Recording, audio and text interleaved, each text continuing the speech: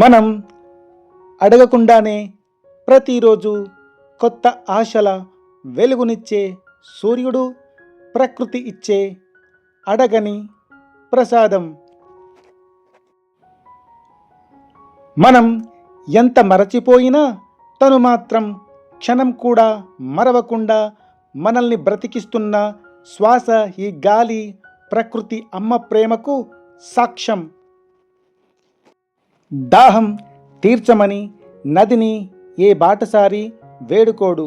అది తానే పారుతూ దారి పొడవున సకల జీవులకు ప్రాణదానం చేస్తుంది. నీడ ఇవ్వమని చెట్టుని ఎవరు అడగరు. తను ఎండలో ఎండుతూ మనకు చల్లదనాన్నిచ్చే మనసు కేవలం ప్రకృతికే సొంతం. నేలను తడిపి పంటలు పండించమని వర్షాన్ని ఎవరు ప్రార్థించనక్కర్లేదు. సమయానికి వచ్చి సర్వస్వాన్ని సమకూర్చే నిష్కామ ప్రేమ ప్రకృతిది. మన పాపాలను, బరువులను మోస్తున్న ఈ నేల తల్లి మన దగ్గర ఏనాడైనా ప్రతిఫలాన్ని ఆశించిందా? నీ బాధను ఎవరికి చెప్పుకోనక్కర్లేదు. కాసేపు ప్రకృతి ఒడిలో కూర్చో. అడగకుండానే నీ మనసుకు అమృతమంత ప్రశాంతతను ఇస్తుంది.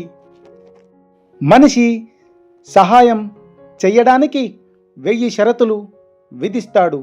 కానీ ప్రకృతి ఎలాంటి షరతులు లేకుండా సర్వస్వాన్ని దానం చేస్తుంది.